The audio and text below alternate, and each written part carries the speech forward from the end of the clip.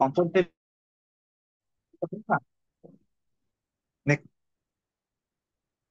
आम optional function का discussion करिचे। Optional function गोटे बाध्यतामूलक आ गोटे थिला इच्छाधीन। इच्छाधीन स्टार्ट करथिले हां। हां अच्छा। Optional functions. Functions are non-essential functions of the state involve several socio-economic and cultural functions which a state expected to perform for the welfare of the people. ଯେତେବେଳେ ଆମେ optional function କଥା କନସିଡର କରୁ ସେତେବେଳେ ଆମର ସୋସିଆଲ ଇକୋନୋମିକାଲ କଲଚରାଲ ଫଙ୍କସନ କଥା expectation କୁ ଆସେ which a state expected to perform for the welfare of the people ଜନସାଧାରଣଙ୍କର ମଙ୍ଗଳ ପାଇଁ ଷ୍ଟେଟ ଯୋଉଟା ପରଫର୍ମ କରିଥାଏ। All the modern states are performing these functions in varying degree। ଯେକୌଣସି ମଡର୍ନ ଷ୍ଟେଟ କୁ ଯିବ ସମସ୍ତେ ୱେଲଫେୟାର ଷ୍ଟେଟ କଣ କରୁଛନ୍ତି ନା ପରଫର୍ମାନ୍ସ କରୁଛନ୍ତି ବା ୱେଲଫେୟାର ଷ୍ଟେଟ କୁ ଫଙ୍କସନ ଗୁଡାକୁ ୟୁଟିଲାଇଜ କରୁଛନ୍ତି for the betterment of the citizens for the welfare of the society. First देखो social functions। State is an important agency of a social transformation। It creates conditions for socio-economic reconstruction and development of the people। For securing the objectives welfare state performs the following functions। देखो social functions हिसाब रे हमें यदि कहबा प्रथम point हमर होची social equality. हमें काली भी बहुत ना काली ना कोन डिस्कशन करते। Social equality in the sense सामाजिक चरणीरे हम समस्तଙ୍କୁ ସମାନ ଭାବରେ ଟ୍ରିଟମେଣ୍ଟ ଦିଆଯିବ। ବର୍ତ୍ତମାନ ତମେ ଗୋଟେ ସୋସିଆଲ ମେମ୍ବରସିପ ହିସାବରେ ଅଛ ଗୋଟେ ଏଜୁକେଶନାଲ ସୋସାଇଟିର ମେମ୍ବର ଅଛ ତମ ସମସ୍ତଙ୍କୁ ଇକ୍ୱାଲ ଟ୍ରିଟମେଣ୍ଟ କୁହା ଦିଆଯାଉଛି। ମୁଁ ଯାହା କହୁଛି ସମସ୍ତଙ୍କ ପାଇଁ କହୁଛି। ସମସ୍ତେ ରିସିଭ କରୁଛ ସମସ୍ତେ ଆକ୍ସେପ୍ଟ କରୁଛ ସମସ୍ତେ ୟୁଟିଲାଇଜ କରିବ ବୋଲି ଆଶା ମଧ୍ୟ ରହିଛି। So establishment of social equality among the people. ସମାଜ ଯୋଉଟା ହିଁ କରିବ equality maintain that is enough. Next देखो safeguarding people against exploitation and establishment of social harmony. ये समाज रे काहाकू एक्सप्लॉयटेशन करा जीवनी शोषण करा जाई परिबनी अर्थात जहार ये समाज रे जेतिकी ड्यू ताकू सेतिकी प्रॉपर वे रे दिया जीव। मु गोटे कपड़ा दुकान करिछि तमे कोन कले संध्या बेले गलो मु लुचेकी गोटे चिरा कपड़ा को भितर फोल्ड कर दे तुमको कोन कल चिरा कपड़ा दे देबी सेटा कोन जस्टिफाइड जस्टिफाइड। एक्सप्लॉयटेशन हमें केबे करबानी। We must have to maintain honesty as the best policy.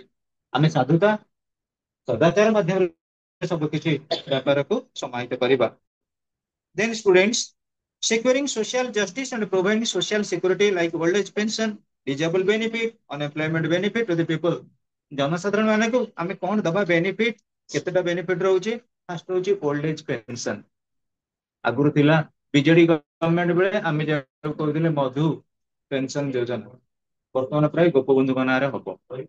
से जहां भी हो ओल्ड एज हेला ना हमको पेंशन मिलिबो। नेक्स्ट डिजेबल्ड बेनिफिट जो माने प्रकृति रे फिजिकली डिजेबल्ड हे गेले जो माने असहाय व्यक्ति विशेष जो माने इंज्योर्ड पर्सन जो मानकर प्रकृति रे आधार जे हाथ कटि गला गोड़ कटि गला किए धरा जे लिम्स अछांती पीपल क्रम्पल पीपल अछांती से माने केमते प्रॉपर वे ट्रीटमेंट करिबा से माने पे बहुत योजना मध्ये लॉन्च करछांती हमरा ओडिसा सरकार। विशेष कर जानिबो जो माने अछांती फिजिकली हैंडिकैप्ड पीपल से माने को मध्ये मिलुची अन्नपूर्णा योजना अनुसार आहार चाउल मिलुची 35 केजी आउ पेंशन मिलुची केते 1000 टका। एभली स्कीम रहिछि किछि जोटा 500 टका दिन पड़ी प्राय 1000 टका आइबे फिर भी 100% सियोर नै काने ए गवर्नमेंट रो कोन जनरल बा प्लानिंग अछि सेटा गोटे ठीक करि पाइबा।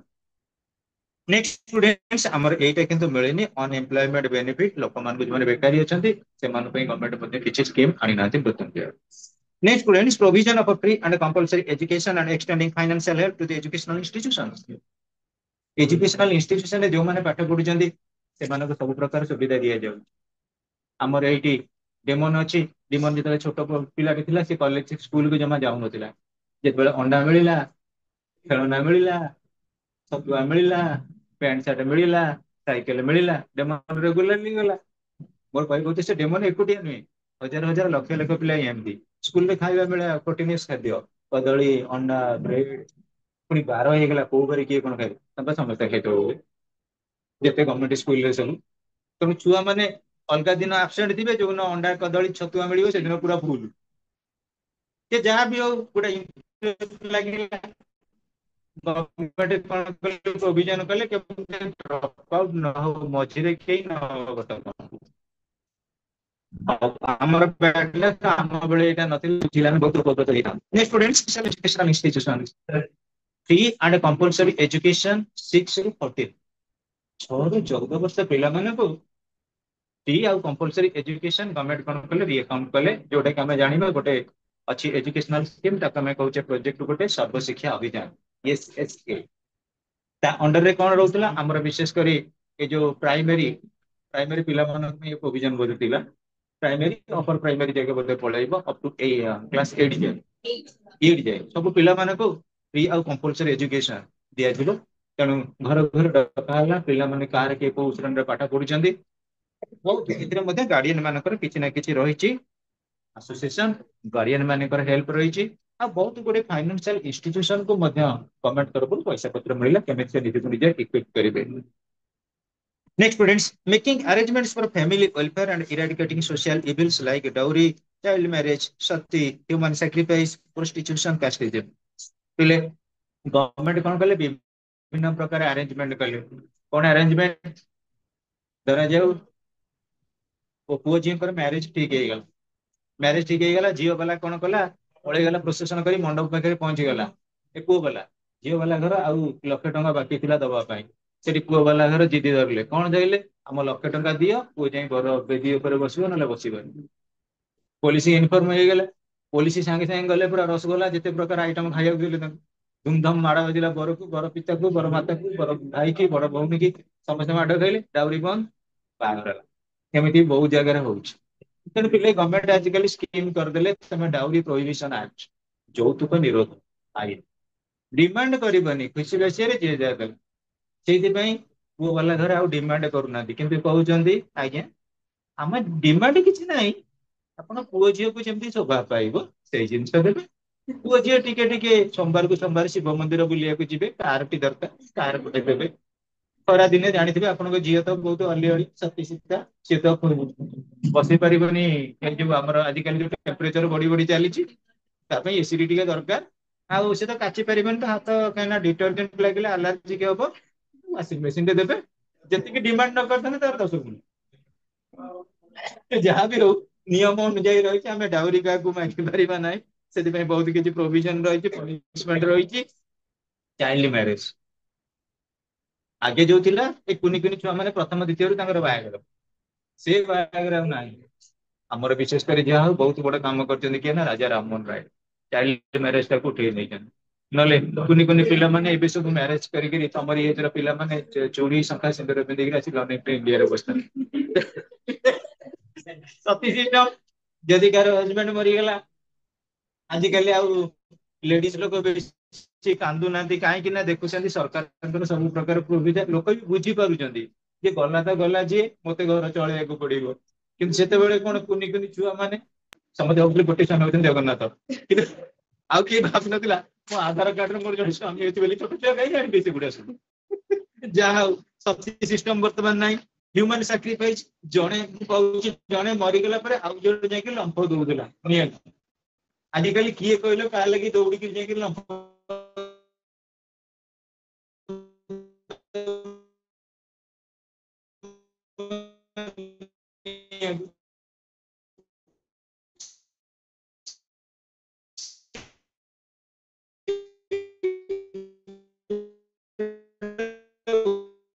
ଉଠି ଯାଇଛି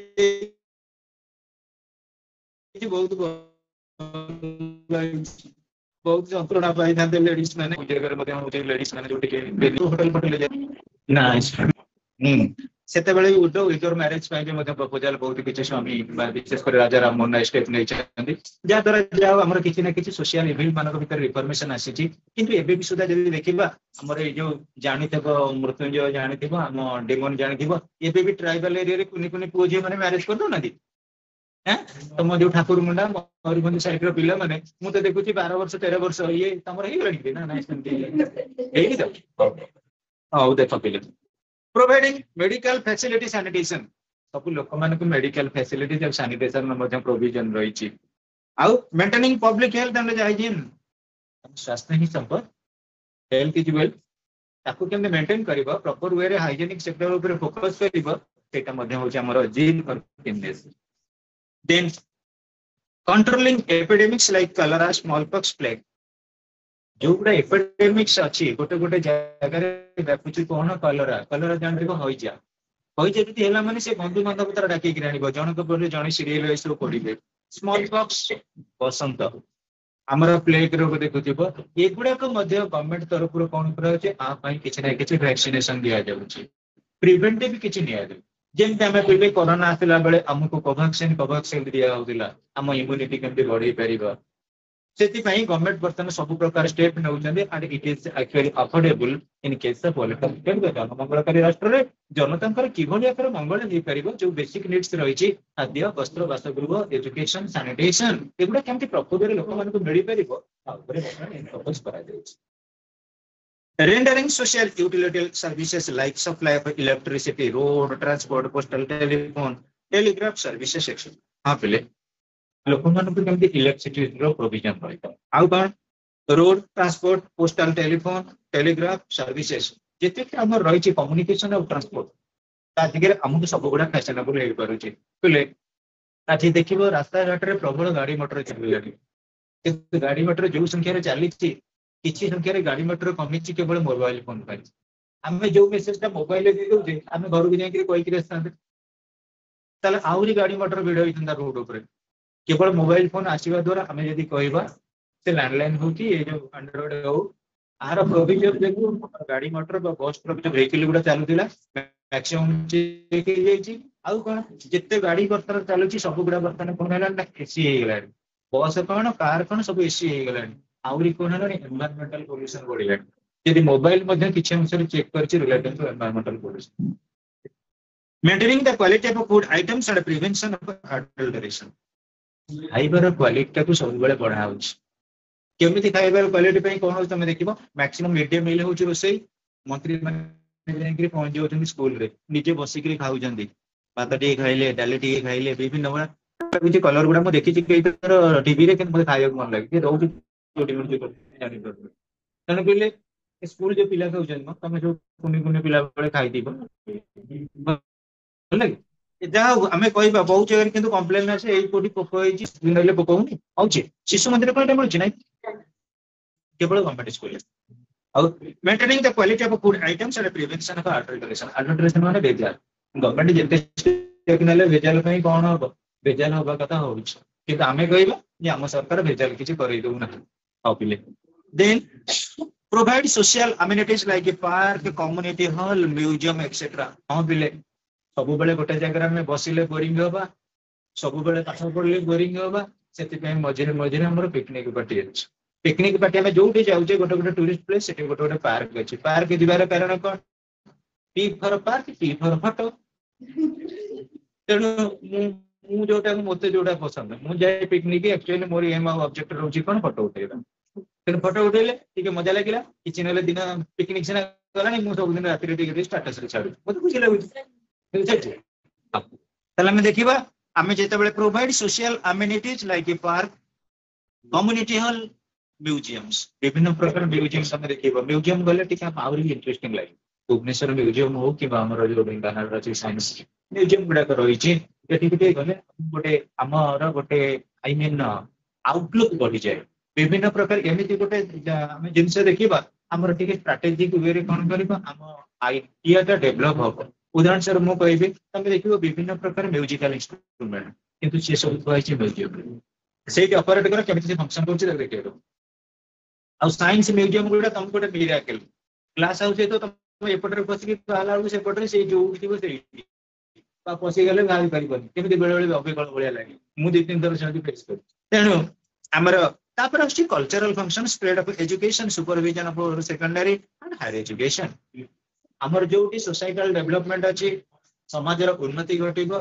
ସେ ଜାଗାରେ ରାହୁଲ ନିହାତି କଲଚରର ଉନ୍ନତି ହେବା ଦରକାର ଦେଖ ମୁଁ ବର୍ତ୍ତମାନ କହିବି ଆମେ ଆଗ କାଳରେ ଗୋଟେ ପ୍ରକାର ଆମେ ଗୋଟିଏ କଲଚରକୁ ପସନ୍ଦ କରୁଥିଲେ ଏବେ ଆଉ ସେ କଲଚର ନାହିଁ ସେ କଲଚର ଆଉ ନାହିଁ ମୁଁ ଉଦାହରଣ ସ୍ୱରୂପ କହିବି ହିନ୍ଦୁ ମାନେ କଣ କରିଛନ୍ତି ନା ଗୋଟେ କଲଚର ତାଙ୍କର ସେଲିବ୍ରେସନ କରୁଛନ୍ତି ଗୋଟେ ପୂଜା ମୁଁ ଉଦାହରଣ ସ୍ୱରୂପ କହିବି ସତ୍ୟନାରାୟଣ ପାଠ କରିବି ଜନ୍ମଦିନରେ ଯୋଉ ସତ୍ୟନାରାୟଣ ପୂଜା କରିବି ସତ୍ୟନାରାୟଣ ପୂଜା ହେଲା କିନ୍ତୁ ସେଠି କଣ କଲେ ଯୋଉ ଗୀତ ବାଜିଲା ସବୁ ଡିଜେ ଗୀତ ତ ବୁଝୁଛ पुणी जदि आम कहवा बर्तमान जिते प्रकार आम फेस्टिवल अच्छी सब बड़ फेस्टिवल आगे अच्छी 1 जनवरी से हिंदू मान कलचर ब्रिटिश कलचर तेणु आम आउ से भली ना आम ईद आइले ईद मुबारक Firdaus happy new year Lipsa happy Christmas Manisha किए केते प्रकार भेराइटी आम जानूचे गोटे गोटे कल्चर को ऑब्जर्व करवा आम केमती निजक निज एंटरटेन करवा न्यू ईयर दिन देखा पूर्व दिन राति प्रत्येक क्लब प्रत्येक हाउस लोक अनेक केमी 12टा बाजू किए आगे क्या हैप्पी न्यू ईयर स्टाटस किए message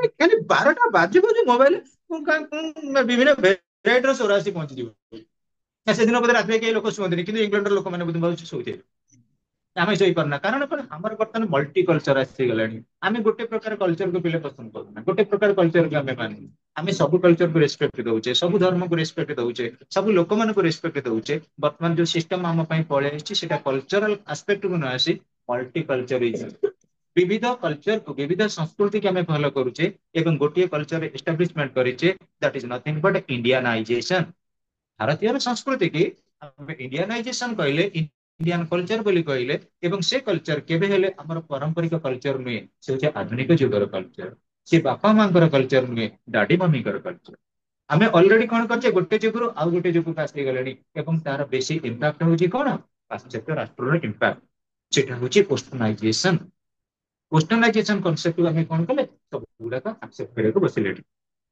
then ensuring free and fair and sorry encouragement of scientific and cultural research किए को कथा कही दउची आमे हमको एक्सेप्ट करूना जेपर्यंत आमे आई विटनेस न देखिचे जेपर्यंत साइंटिफिकली सेटा प्रूव न होईची वैज्ञानिक दृष्टिकोण जो गुड़ा प्रमाण हे गला आमे ताको एक्सेप्ट करले जोटा अनसाइंटिफिक आमे ताको रिजेक्ट करूचे सुपरस्टिशन अंधविश्वास सेटा अनसाइंटिफिक ताको आमे रिजेक्ट कर नेले रिजेक्ट करूचे ना नहीं अंधविश्वास को विश्वास करते धीरे धीरे कमेबा आरंभ हेलानी सबुठारु बड़ सुपरस्टिशन बा अंधविश्वास हम पई होची कास्ट सिस्टम आमे धीरे धीरे कास्ट रो दूरे गेलेनी एटी कोन जते बेले आउचे आमे कहूचे student of learning tree India student of Ravenshaw student of विभिन्न प्रकार आमे बैच नै के आउचे हमर आइडेंटिफिकेशन पई आमे कोन कहूचे ब्राह्मण क्षत्रिय वैश्य शूद्र ये कोन आई हम के जानू छी तम भीतर के वैश्य अछि के क्षत्रिय अछि जो शूद्र अछि के ब्राह्मण अछि को दिन सार पचाउछंती कि तम कंसीडर करा होची कार सोशियोलॉजी अछि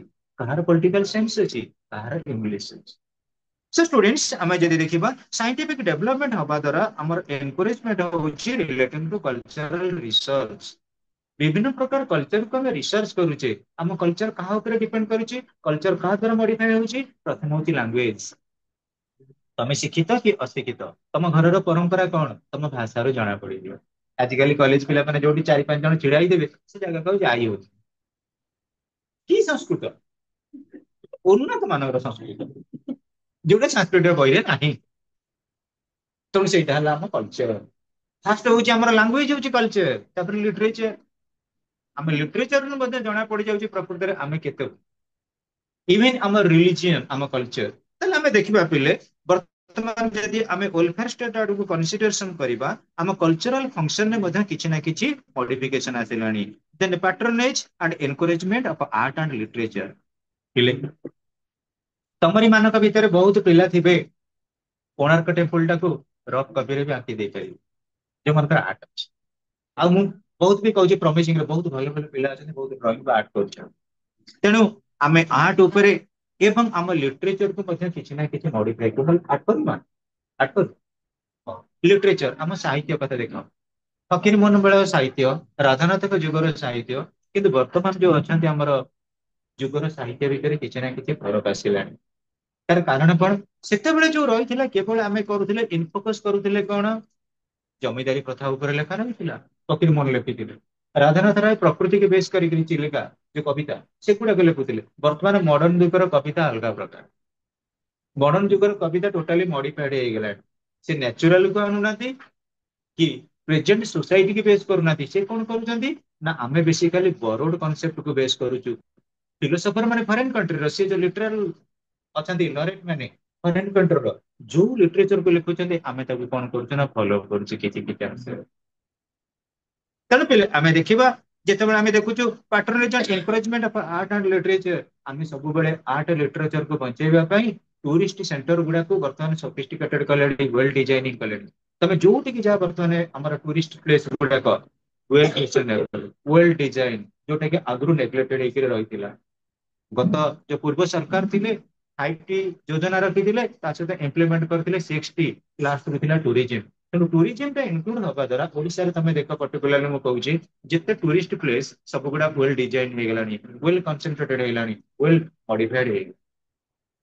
ନେକ୍ସଟ ଷ୍ଟୁଡେଣ୍ଟସ ଆମେ ଦେଖିବା organizing cultural exchange programs to promote the spirit of unity among the people। ପିଲେ ୟୁନିଟି କେମିତି ଏଷ୍ଟାବ୍ଲିଶମେଣ୍ଟ ହବ ଫାଷ୍ଟ ହଉଛି କଲଚରାଲ ଇଣ୍ଟିଗ୍ରେସନ। ମୁଁ କହିବି ଆମର ଏଠି ଗୋଟେ ଖ୍ରୀଷ୍ଟିଆନ ଅଛି କିଏ ନା ମନୀଷା। ମନୀଷା କଣ କଲା ଆମକୁ ଇନଭାଇଟ କଲା ନ୍ୟୁ ଇୟର ଦିନ ଯିବ କି ନହେଲେ ହାପି କ୍ରିସମାସ ରେ ଯିବ ଆମ ଘରକୁ। ସେଠି କଣ କରିବା ତମର ବିଶେଷ କରି କ୍ରିସମାସ ଟ୍ରି ଥିବ ଫଟୋ ଫଟୋ ଉଠେଇବା କେକ୍ କାଟିବା ଖାଇକି ଆସିବା। ମନୀଷା ଘରକୁ ଆମେ ଗଲେ ଆମେ ଯେତେବେଳେ କଣ କଲେ ଓଡିଆ ଘରର ପଣା ସଂକ୍ରାନ୍ତିରେ ମନୀଷାକୁ ଡାକିଲେ। ଏ ଯୋଉ ଯିବା ଆସିବା ଦ୍ଵାରା ଅଟୋମେଟିକାଲି ଆମର ଗୋଟେ କଲଚରାଲ ୟୁନିଫିକେସନ ଆସିଲାନି। ବୁଝିପାରୁଛ ନା ନାଇଁ ପିଲେ? ତେଣୁ କଲଚରାଲ ୟୁନିଫିକେସନ ପାଇଁ କଲଚରେସନ ଦରକାର। ସମସ୍ତେ ଗୋଟିଏ ପ୍ରକାର ୟୁନିଫିକେସନ କଲଚରକୁ ଯିବା। ଯୋଉ କଲଚର ରହିବ କାହା ଦ୍ୱାରା ନା ଗାଇଡେଡ ହବ କାହା ଦ୍ୱାରା ସ୍ପିରିଟ ଅଫ ହ୍ୟୁମାନିଜିମ୍। ଧର୍ମର ଅନ୍ତର ଆମେ ଆଣିବାନି। ଧର୍ମ ବିଭିନ୍ନ ପ୍ରକାର ସେଲିବ୍ରେସନ ହେଇପାରେ କିନ୍ତୁ ମାନବିକତା ଆମ ମାନଙ୍କ ପାଇଁ ଶ୍ରେଷ୍ଠ ଧର୍ମ ହବ। Then and their unity must be established within the Indian society. Next students organization of a cultural exchange programs to promote the spirit of unity among the people ଏଟା ଆମେ ଡିସ୍କସନ କଲେ। ତାପରେ ପିଲା ୱେଲଫେୟାର ଷ୍ଟେଟ ର political function କଣ ରହୁଛି ହେଲା Rahul. First protecting rights and freedom of the people. ଲୋକମାନଙ୍କର ଅଧିକାର ଏବଂ ସ୍ୱାଧୀନତାକୁ ଆମେ କଣ କରିବା ପ୍ରୋଟେକ୍ସନ ବା ସୁରକ୍ଷା ଦବା। ପ୍ରତ୍ୟେକଙ୍କର ଅଧିକାରକୁ ପ୍ରତ୍ୟେକଙ୍କର ଯୋଉ ରହିଛି ସ୍ଵାଧୀନତାକୁ ଆମେ ସୁରକ୍ଷା ଦେବା। ଏବଂ ଏହା ଦ୍ୱାରା କଣ ହବ ନା ୱେଲଫେୟାର ଷ୍ଟେଟ ର ବେସିକାଲି ପଲିଟିକାଲ ଫଙ୍କସନ ଟା ସକ୍ସେସଫୁଲ ହେଇପାରିବ। Second ensuring free and fair and periodic elections। ପ୍ରତି 5 ବର୍ଷରେ ଥରେ ନିର୍ବାଚନ। 18 ବର୍ଷର ଉର୍ଦ୍ଧ୍ୱ ଯୋଉ ବ୍ୟକ୍ତି ବିଶେଷ ସେମାନେ ଭୋଟ ଦେବାର ଅଧିକାର ପାଇବେ। ଯୋଉଟା ଆମେ ସାର୍ବଜନୀନ ଭୋଟଦାନ ପ୍ରଥା ବା ୟୁନିଭର୍ସାଲ ଆଡଲ୍ଟ ଫ୍ରାଞ୍ଚାଇଜ। ଯେତେବେଳେ ସମସ୍ତେ ଆମେ ଭୋଟ ଦେଲେ ଆମ ମାନଙ୍କ ଭିତରେ ଗୋଟେ ଇକ୍ୱାଲିଟି ଆସିଲାନି କି ଗୋଟେ ଜଷ୍ଟିଫିକେସନ ଆସିଲାନି କି ଏବଂ ମେଣ୍ଟେନାନ୍ସ ହବ ସବୁ ଗୁଡାକ ଇଏ ଦବୁ ହେଲା।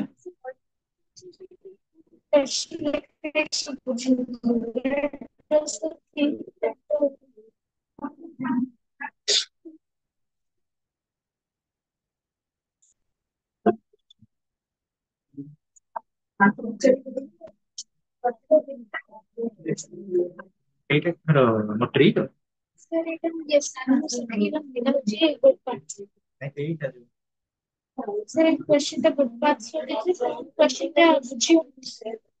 এইଟା ନା এইଟା ତ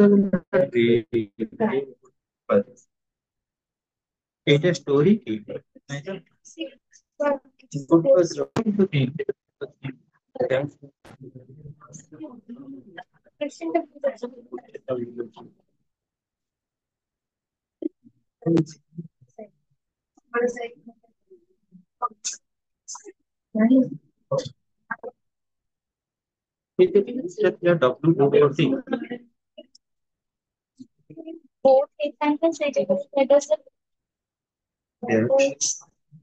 ନାଇଁ ଯୋଉ କୋଉ ଫାଇନ ମାନେ ଫାଇଣ୍ଡ ଲାଏ କୋଉ ଜାଗାରେ ପଡିକିରି ରହିବ।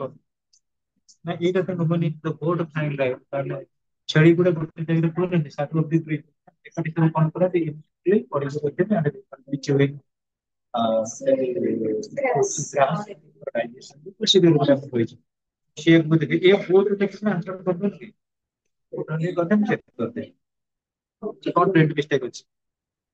Hey, listen. Then students, provision for participation of a people in the decision making process.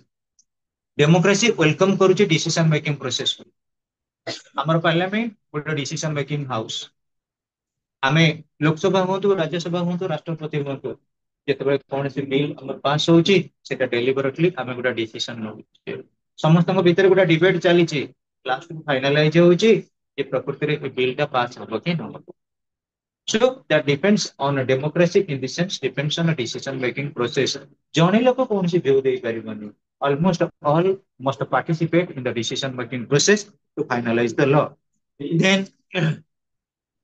regulation and coordination of the interest and activities of various groups। and association in the society. Regulation and coordination of the interest and activities of various groups and association in the society. ମୁଁ କହିବି ତମେ ଜାଣିଛ state is an association of association. ବିଭିନ୍ନ ସମ୍ପ୍ରଦାୟର ଲୋକମାନେ ଷ୍ଟେଟରେ ରହିବେ। ଆମେ ଓଡିଶାରେ ଅଛେ, ବହୁତ ଅଛନ୍ତି ବୈଷ୍ଣବ ଧର୍ମୀ ଲୋକ, ବହୁତ ଅଛନ୍ତି ଶୈବ ମାନେ ଯୋଉଟା କି ଶିବଙ୍କ ଭକ୍ତ, ବହୁତ ଅଛନ୍ତି ଆମର ବିଶେଷ କରି ମହମଡାନ ଲୋକ, ବହୁତ ଅଛନ୍ତି ଆମର ଚର୍ଚ୍ଚ ଗୋଇଂ ପିପୁଲ ଖ୍ରୀଷ୍ଟିଆନ ଲୋକ, ବହୁତ ଅଛନ୍ତି ନିଗମାନନ୍ଦ ଠାକୁରଙ୍କ ଭକ୍ତ, ବହୁତ ଅଛନ୍ତି ଠାକୁର ଅନୁକୂଳ ଚନ୍ଦ୍ରଙ୍କ ଭକ୍ତ, ବିଭିନ୍ନ ଅଛନ୍ତି ସତ୍ୟସାଇ ବାବାଙ୍କର ଭକ୍ତ, ବହୁତ ବି ଅଛନ୍ତି ସାରଥୀ ବାବାଙ୍କର ଭକ୍ତ। ସମସ୍ତଙ୍କୁ ମିଶେଇକି ରଖିଛେ ନା ନାଇଁ? ଆମେ କଣ କହୁଛେ ଯିଏ ଯୋଉ ଏରିଆର ଭକ୍ତ ମାନେ ଗୋଟିଏ ଠାକୁରଙ୍କୁ ଧର ଜଗନ୍ନାଥଙ୍କୁ, ଯିଏ ଜଗନ୍ନାଥଙ୍କୁ ନ ପୂଜା କରିବ ପଳେଇ ଯାଉ ଓଡିଶାରୁ ବାହାରିକି, ସେମିତି କଣ ଅଛି? ତେଣୁ ସବୁ ପ୍ରକାର ଧର୍ମର ମିଳନ ହଉଛି ସନାତନ ଧର୍ମ। ଯେମିତି ସବୁ ନଦୀ ମାନେ ମିଶିଛନ୍ତି ଯାଇ କୋଉଠି ସାଗରରେ, ସେମିତି ସବୁ ପ୍ରକାର ଧର୍ମର ମିଳନ ଘଟିଛି ଲର୍ଡ କୃଷ୍ଣ। ଆଉ ବାକି ମାନେ ଯେତିକି ସବୁ ଜାଗାରେ ତ ଅଛି ନା ତାଙ୍କର ଲାଙ୍ଗୁଏଜ ଆଉ ତାଙ୍କର କଲଚର ଆକ୍ସେପ୍ଟ କରିବାକୁ ପଡିବ। ପଡିବ ସେଇଟା ଇଣ୍ଡିଆ କଥା, ଆମେ ଇଣ୍ଡିଆକୁ ପସନ୍ଦ କରୁଛେ, ମେରା ଭାରତ ମହାନ। ଆମେ କାହିଁ ଅଲଗା କୋଉ ରାଷ୍ଟ୍ର କଥା କହିବା? ସେ ତାଙ୍କର ଯାହା ହଉଛନ୍ତି ହୁଅନ୍ତୁ, ଯିଏ ଯାଇକି ସେଠି ରହିଥିଲେ ହଇରାଣ ହଉ। ଆମେ ଏଠି ସୁଖ ଦୁଃଖରେ ରହିଛେ, ଆମେ ବିଭିନ୍ନ ପ୍ରକାର ନବୀନଙ୍କୁ ଦେଖିବା, ମୋହନଙ୍କୁ ଦେଖିବା, ମୋଦିଙ୍କି ଦେଖିବା। ଆମେ କାହିଁକି ଯୋଉମାନେ ଯାଇକି ଆମେରିକା ରୁଷିଆରେ ରହିଛନ୍ତି, କାନାଡାରେ ରହିଛନ୍ତି, ଯେମିତି ହଇରାଣ ହଉଛନ୍ତି, ତମେ କାହିଁକି ଧନ ଲୋଭରେ ସବୁ ଦେଶ ବାହାରକୁ ପଳେଇ ଯାଉଥିଲ? ଯେମିତି ଧନ ରୋଜଗାର କରୁଥିଲ ସେମିତି ଲୁଟ। କେଇ ଜଣ ବାଂଲାଦେଶରେ ରହୁଥିଲେ, ତାଙ୍କ ମନ୍ଦିର ଭଙ୍ଗା ହଉଛି। ଇଣ୍ଡିଆରେ କୋଉଠି କିଛି ଭଙ୍ଗା ହଉଛି? ଇଣ୍ଡିଆରେ ଯୋଉଟା ହଉଛି ଆଇନ ଅନୁଯାୟୀ, ହିନ୍ଦୁ ହଉ କି ମୁସଲିମ ହଉ, ନିୟମ ଅନୁଯାୟୀ ଯୋଉଠି ଗଭର୍ଣ୍ଣମେଣ୍ଟ ଜାଗା ଥିବ ସେଇଠି ଭଙ୍ଗା ହବ। ଶହ ଶହ ସାଇବାବା ମନ୍ଦିର ଭଙ୍ଗା ହେଇଯାଇଛି ବୁଲଡୋଜରରେ। କଟକ ଟାଉନ କଥା ବାହାରେ ଯାଇକି ଦେଖିବ, କାରଣ ଗଭର୍ଣ୍ଣମେଣ୍ଟ ଯାହାକୁ ଯିଏ ଅକୁପାଇ କରିଛି, ଗଭର୍ଣ୍ଣମେଣ୍ଟ ତାକୁ ଭାଙ୍ଗିଛନ୍ତି। ମାନେ ମୁସଲିମ ଧର୍ମର ଆମର ବିଶେଷ କରି ହଉ ମସଜିଦ ହଉ କି ହିନ୍ଦୁ ଧର୍ମର ଟେମ୍ପଲ ହଉ, ରୁଲ ସମସ୍ତଙ୍କ ପାଇଁ ସମାନ। Then economic functions. Modern welfare state acts as an important agency for raising the standard of living of the people. It undertakes various economic measures for rapid economic development of the people. These economic functions are given below. First, modernization of agriculture, land reform and irrigation facility, providing scientific knowledge to farmers. ଯେତେବେଳେ ଆମେ କହୁଛେ ତମେ ଦେଖିବ agriculture ମଧ୍ୟ development ହବା କଥା। Welfare state ସବୁବେଳେ, India ଗୋଟେ ଏଗ୍ରିକଲଚରାଲ କଣ୍ଟ୍ରି। ନିୟର ଆବାଉଟ ଆମେ ଯଦି ଦେଖିବା 75% ପପୁଲେସନ ଡିପେଣ୍ଡ କରୁଛନ୍ତି ଏଗ୍ରିକଲଚର ଉପରେ, 70 or 75%। ତେଣୁ ଏଗ୍ରିକଲଚର ଯଦି ଡେଭଲପମେଣ୍ଟ ହେଲା, ଅଟୋମେଟିକାଲି ଲୋକମାନଙ୍କର ଡେଭଲପମେଣ୍ଟ ହବ। କିନ୍ତୁ ବେଳେ ବେଳେ ଆମେ ସାଇଣ୍ଟିଫିକ ୱେରେ ଯାଉଛେ। ସାଇଣ୍ଟିଫିକ ୱେରେ କଣ ତମେ ଦେଖିବ, ଚିକେନ ସେଣ୍ଟର ହେଲା, ଗୋଟେ ଲୋକ ଯେତେବେଳେ ଚିକେନ ଆଣିକି ରଖୁଛି, ସେ କହୁଛି ମୋ ଚିକେନ କାଲିକି 2 କେଜି ହେଇଯାନ୍ତା, ଆଜି କିଣୁଛି ଚିଆଁ, କାଲିକି ଭାବନ୍ତା ଆମ 2 କେଜି ହେଇଯାନ୍ତା। ଯେ କୋବି ବାଲା ଆଜି ତ ଫୁଲ ପଡିଛି, କୁହନ୍ତା କାଲିକି 5 କେଜି ହେଇଯାନ୍ତା କି। ତେଣୁକରି ଆଜିକାଲି ସବୁ ମେଡିସିନ ଆସିଗଲାଣି, ଇଞ୍ଜେକ୍ସନ। ଔଷଧ ପକେଇ ଦେଲା ପରେ ତମେ ଦେଖିବ ବଡ ବଡ କୋବି ହେଇଯାଉଛି, ବଡ ବଡ ବାଇଗଣ ହେଇଯାଉଛି। କିନ୍ତୁ ଆଉ ଚିକେନ ଗୁଡା ଯିଏ ବାହାଘରରେ ମାର୍କେଟ ନଉଛି ଚିକେନ, ଆଜି ଚିକେନ ପକୋଡା ପାଖରେ ଛୁଆଙ୍କର ଡିମାଣ୍ଡ ହେଲା। ସେ ସବୁ କଣ ହଉଛି ନା, ବିଶେଷ କରି ଆଜିକାଲି ହଉଛି କଣ କି, ଯୋଉ ବିଭିନ୍ନ ପ୍ରକାର କେମିକାଲ ଦିଆ ହେଇକିରି ସେଗୁଡା ଖୁଲା ହେଇଯାଉଛି। କିନ୍ତୁ ପ୍ରପର ୱେରେ ଦେଖିଲେ ପ୍ରୋଟିନିୟସ ମିଳେ, ଆମ ପାଇଁ ଭଲ ନୁହେଁ। ସେଇଥିପାଇଁ ଦେଖିବ ଆଜିକାଲି କାହାର ଯଦି କିଛି ପ୍ରୋବ୍ଲେମ ଅଛି କି ନାହିଁ, ଗ୍ୟାସ ପ୍ରୋବ୍ଲେମ ଅଛି। ତମେ ତମେ କିଛି ନାହିଁ, ହଁ ଆମ ଦେହ କଣ ହେଇଗଲା, କଣ ହେଇଛି, ଇଞ୍ଜେକ୍ସନ ଗୋଟେ ଦେଇଦିଅ, କି ନହେଲେ ନାହିଁ ସମସ୍ତଙ୍କ ପକେଟରେ କିଛି ନଥିଲେ ଗ୍ୟାସ ଟାବଲେଟ ଆଗେ ରଖୁଛ। କାହିଁକିନା ଏମିତି ଗୋଟେ ଡିଜିଜ କିଏ ନ କହିପାରିବ ଯେ କାହାର ଗ୍ୟାସ ପ୍ରୋବ୍ଲେମ ନାହିଁ ବୋଲି। ଆଉ ଗ୍ୟାସ ଯେତେବେଳେ ହେଇଯାଉଛି, ବିଭିନ୍ନ ଗ୍ୟାସ ତାର ବନ୍ଧୁବାନ୍ଧବ ସମସ୍ତଙ୍କୁ ଡାକିକି ଆଣୁଛି, ଚାଲ ଦିଅ ବୁଲିବା ପାଇଁ। ଗ୍ୟାସ ଆସୁଛି, ଡାଇବେଟିସ ଆସୁଛି, ବିପି ଆସୁଛି। ତାପରେ ପରେ ଗ୍ୟାସ ଡାଇବେଟିସ ବିପି ଯେତେବେଳେ 3 ଜଣ ମିଶିକିରି ଆସିଲେ, ତାଙ୍କ ଅଜା ହଉଛି ହାର୍ଟଚୋକ। ଅଜାଙ୍କୁ ନିମନ୍ତ୍ରଣ କଲେ, ଆସ ଅଜା ମଜା କରିକି ଖେଳିବା। ହାର୍ଟଚୋକ ହେଇଗଲା, ସେଠୁ କିଛି ନାହିଁ, ସାଙ୍ଗେ ସାଙ୍ଗେ ତ ଆଉ ସାଙ୍ଗେ ସାଙ୍ଗେ ରାମ ନାମ ସତ୍ୟ ହିଁ ଆଉ, ରାମଙ୍କ ନାଁ ଧରିବାକୁ ବଳ ନଥିବ। ତେଣୁ ବିଭିନ୍ନ ପ୍ରକାର ଆମେ ଯେତେବେଳେ ଦେଖିବା ଇକୋନୋମିକାଲ ଡେଭଲପମେଣ୍ଟ ପାଇଁ ଏଗ୍ରିକଲଚର ଡେଭଲପମେଣ୍ଟ କରୁଛେ, ଲ୍ୟାଣ୍ଡ ରିଫର୍ମେସନ କରୁଛେ, ଇରିଗେସନ ଫାସିଲିଟିଜ କରୁଛେ। ଲ୍ୟାଣ୍ଡ ରିଫର୍ମ ମାନେ କଣ? ମୁଁ କହିବି ଆମର ଗୋଟିଏ ଜାଗାରେ ଥିଲା ଗୋଟେ ଗୁଣ୍ଠ ଜାଗା, ବର୍ତ୍ତମାନ କନସଲଟେସନ ଆସିଗଲାଣି ଚକବନ୍ଦୀ। ଗୋଟିଏ ଜାଗାରେ ଆଟ ଏ ଟାଇମ ସବୁ ଯାକ ଜମି ରହିଲା, ତମକୁ ସୁବିଧା ହେଲା। 5ଟା ଜାଗାକୁ କାହିଁକି ବିଲକୁ ଯିବ, ଗୋଟେ ଜାଗାକୁ ଗଲେ ସବୁ କିଛି ଧରିକି ଆସ। ମୁଁ ଉଦାହରଣ ସ୍ୱରୂପ କହିବି, ଲର୍ଣ୍ଣିଂ ଟ୍ରେ ଏଠି ପଢା ହେଇଥାନ୍ତା ପଲିଟିକାଲ ସାଇନ୍ସ, ବମ୍ବେ ହୋଟେଲ ପଛପଟେ ଇଂଲିଶ, ଜୋବ୍ରା ପାର୍କ ପାଖରେ ଲଜିକ, ରାଣୀହାଟ ସେ ଯୋଉ ଆଇ ଲଭ କଟକ ପାଖରେ ରହିଥିଲା ସାଂସ୍କୃତିକ କି Hindi.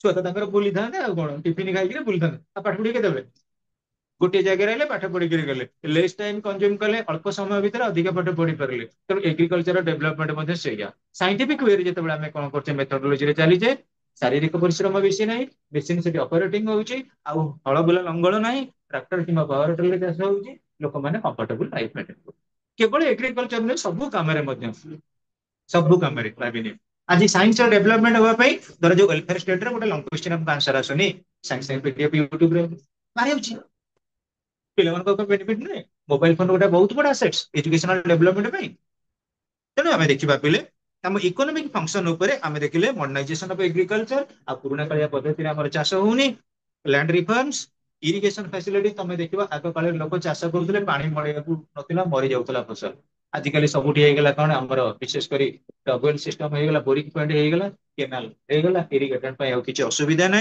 Certain area providing scientific knowledge to farmers आउ विशेषकर वैज्ञानिक दृष्टिकोण केमी भल भाव एग्रीकल्चर प्रोडक्शन हम से कौन हो साइंटिफिकली नॉलेज किसी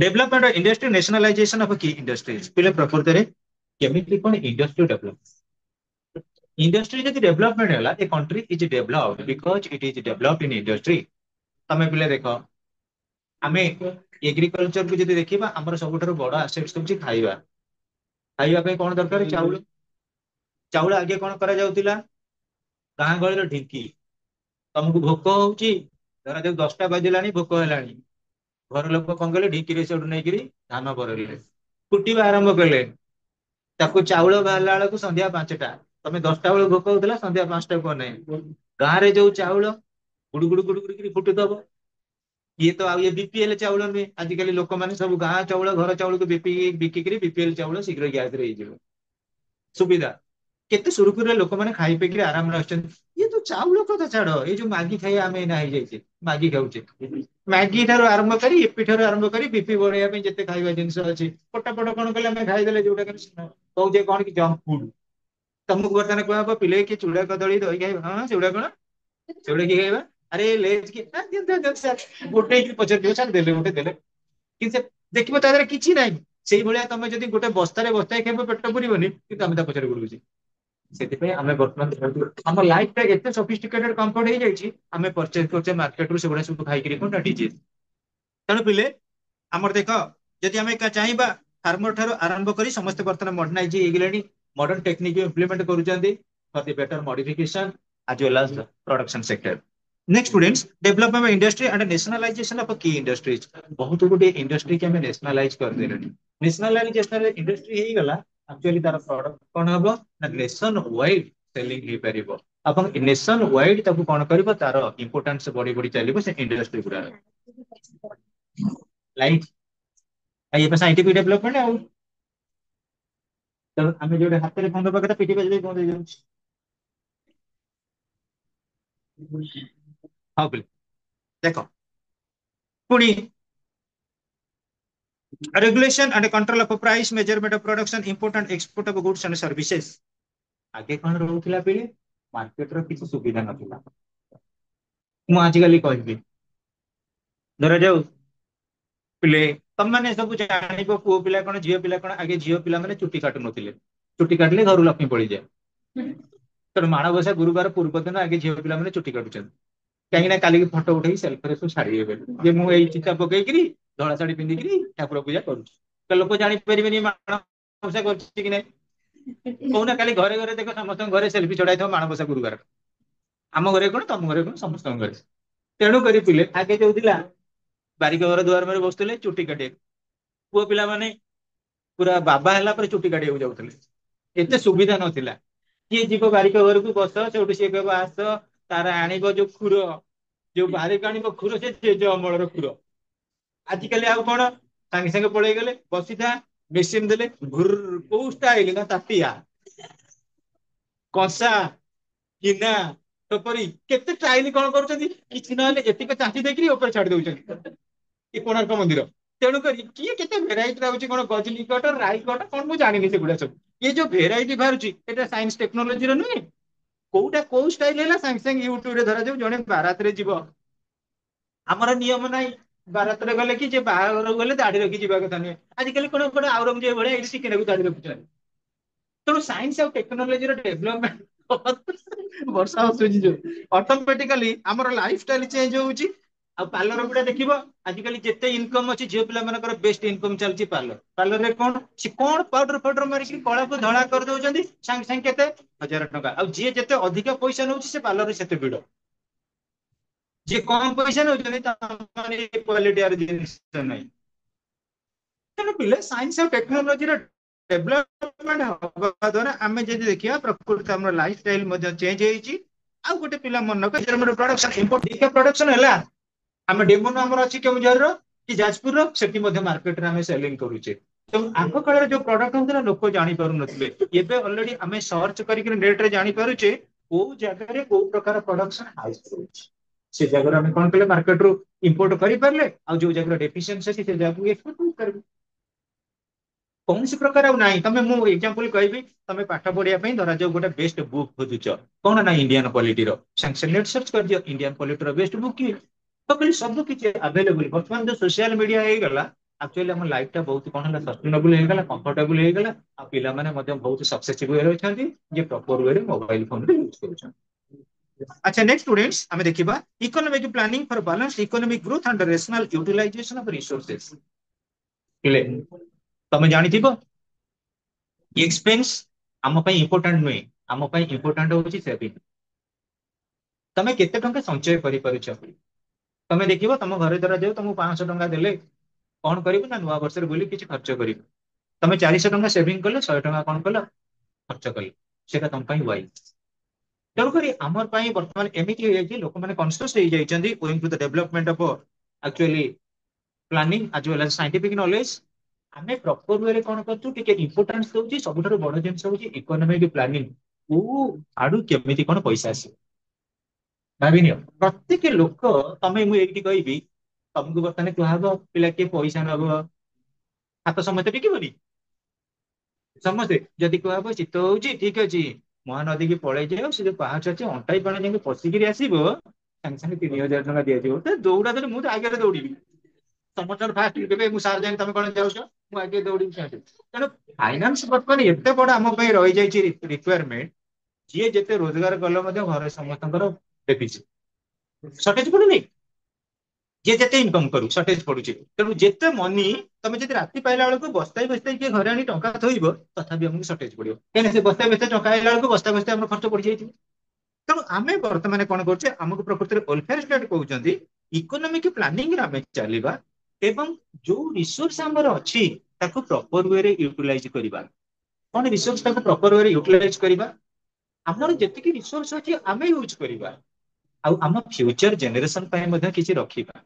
ଯୋଉଟା କି ଆମ ଫ୍ୟୁଚର ଜେନେରେସନ ଆସିଲେ ସେ ଆଟଲିଷ୍ଟ କଣ କରିବେ ତାକୁ ମଧ୍ୟ ୟୁଟିଲାଇଜ କରି କିଛି ବେନିଫିଟ ପାଇପାରିବେ। Then students management of banking currency and arresting inflation. ପିଲେ ହଁ ଯୋଉ ପଇସାଟା ଆସିଲା ତାକୁ କେମିତି ପ୍ରପର ୱେରେ ଆମେ ମ୍ୟାନେଜମେଣ୍ଟ କରିବା। ତମେ ଜାଣିଥିବ କରେନ୍ସି ଟଙ୍କା ଗୁଡାକ ଆମର ଆସିଲା ରିଜର୍ଭ ବ୍ୟାଙ୍କ ଅଫ ଇଣ୍ଡିଆରୁ। ଟଙ୍କା ଆସୁଛି ବ୍ୟାଙ୍କକୁ ବ୍ୟାଙ୍କରୁ ଟଙ୍କା ଯିବ କୋଉଠିକି ବ୍ୟାଙ୍କକୁ। ଆମକୁ ଦିନେ ଫେରେଇବାକୁ ପଡିବ। ବହୁତ ଲାଭକରୁ ଲୋକ ଅଛନ୍ତି। 500 ଟଙ୍କିଆ 1000 ଟଙ୍କିଆ 2000 ଟଙ୍କିଆ ନୋଟ କଣ ପୁରା ଘରେ ମାନେ ଲୋକ